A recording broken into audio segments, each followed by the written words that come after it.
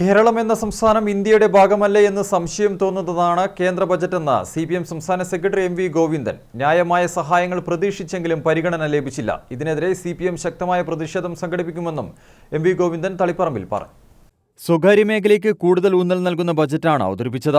വയനാട് ദുരന്ത പുനരധിവാസത്തിനായി ബജറ്റിൽ എന്തെങ്കിലും ലഭിക്കുമെന്ന് പ്രതീക്ഷിച്ചുവെങ്കിലും അവഗണിച്ചു. റബ്ബർ മേഖലയ്ക്കും പരിഗണന നൽകിയില്ല.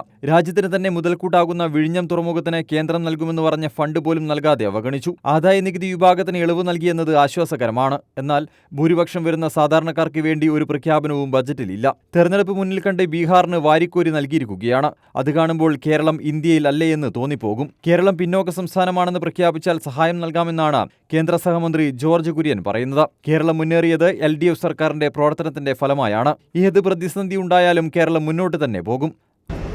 എല്ലാവർക്കും അറിയുന്ന പോലെ വരാൻ പോകുന്ന ബീഹാർ തെരഞ്ഞെടുപ്പ് മുന്നിൽ കണ്ട് വാരിക്കോരി ഒരു സംസ്ഥാനമെന്ന ഈ ബീഹാറിന് ഏറ്റവും വലിയ ആനുകൂല്യങ്ങളാണ് പ്രഖ്യാപിച്ചിട്ടുള്ളത്.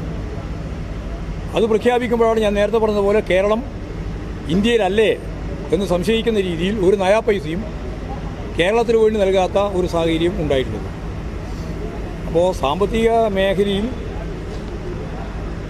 അതിൻ്റെ സർവേ തന്നെ ചൂണ്ടിക്കാണിച്ചതുപോലെ കേരളം വളരെ മുന്നിൽ നിൽക്കുമ്പോൾ ആ മുന്നിൽ നിൽക്കുന്ന കേരളത്തെ ഫലപ്രദമായിട്ട് സഹായിക്കുക എന്നുള്ള നിലപാട് സ്വീകരിക്കാതെ ഭരണഘടനാ വിരുദ്ധമായ ഫെഡറൽ സംവിധാനത്തിൻ്റെ ശരിയായ നിലപാട് സ്വീകരിച്ച് മുന്നോട്ടേക്ക് പോകുന്നതിന് പകരം അതിൽ നിന്ന് വ്യത്യസ്തമായ നിലപാട് സ്വീകരിക്കുന്ന സമീപനമാണ് കേന്ദ്ര ബഡ്ജറ്റിൻ്റെ ഭാഗമായിട്ടുണ്ടായിട്ടുള്ളത്.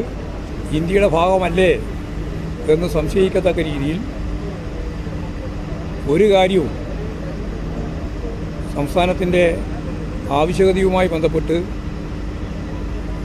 ബഡ്ജറ്റിൻ്റെ ഭാഗമായിട്ടുണ്ടായില്ല എന്നുള്ളതാണ് ഏറ്റവും പ്രധാനപ്പെട്ട പ്രതിഷേധാർഹമായ ഒരു രീതി.